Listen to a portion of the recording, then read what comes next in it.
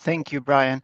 I think we can still take one more question and then some final concluding remarks.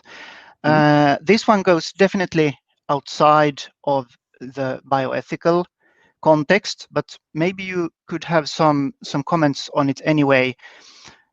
Some politicians fear terrorism and/or economic and political sanctions if they protect all children equally against circumcision.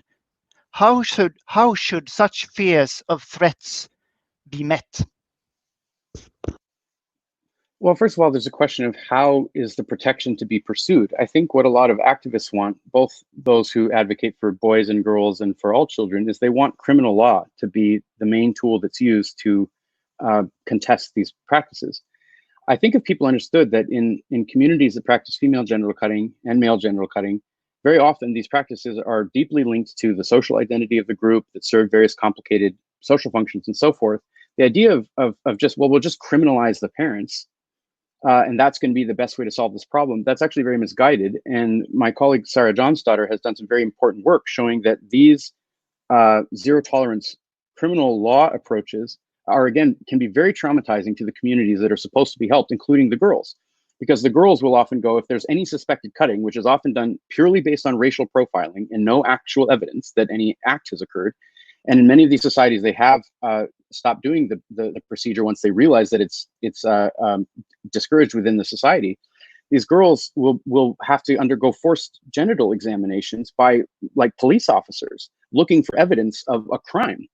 And you can imagine being a 12-year-old girl who, in many of these cases likely did not have any form of genital cutting occur to you, depending on how long your community has been in the country.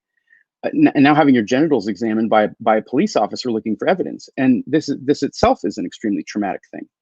So I think instead of taking, brown-skinned immigrants and treating them like criminals and then trying to just, protect other people from being treated like criminals that we're more comfortable with, we should stop taking a criminal approach and have a conversation that's, as I say, rooted in honesty, rooted in equal respect between cultures, rooted in trying to actually be informed about the nature of the practice of the other group that you're criticizing, rather than just going on stereotypes from popular discussions, or unfortunately from the World Health Organization document. And then, a lot of the change is going to have to be led from within. If you want to see movement within, for example, Judaism, there's a really active Jewish activist community that is trying to work for reforms. They're probably not going to be very effective within fundamentalist Jewish sects because, as soon as you justify something on the basis of fundamentalist principles, you're essentially immovable by reason. So that's a complicated sociological question.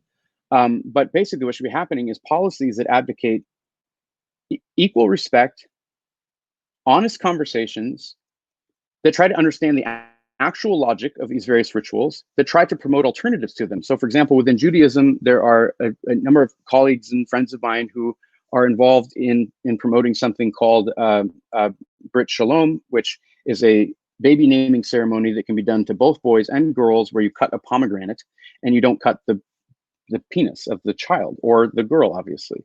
And so this is an egalitarian innovation that sort of respects the symbolic significance of the baby naming ceremony, that welcomes boys and girls equally into this covenantal relationship. Now, obviously, it's not going to satisfy religious fundamentalists, but societies always have to deal with what do you do in the case of religious fundamentalists who don't care what your laws say, because they are beholden to a higher power. But for any kind of liberal or reform movement within Judaism, there are lots of options for how you have alternative rights. And you're also finding that among the most effective ways of getting female genital cutting to stop in the African context is similarly by introducing alternative rights, where once you understand what the point of the ritual is, instead of just saying it's all about mutilating girls, which falls on deaf ears in these societies because they know that's not true. If you instead say, oh, we understand it's part of a rite of passage. Okay, it serves these various social functions. Well, what if you did this other thing and just, didn't actually do any cutting, but instead kept the ceremonies and the celebrations and so forth? Well, a lot of communities are trying that, and that has been one of the most effective ways of getting genital cutting to stop. And it's based on treating the other people like human beings, not like criminals.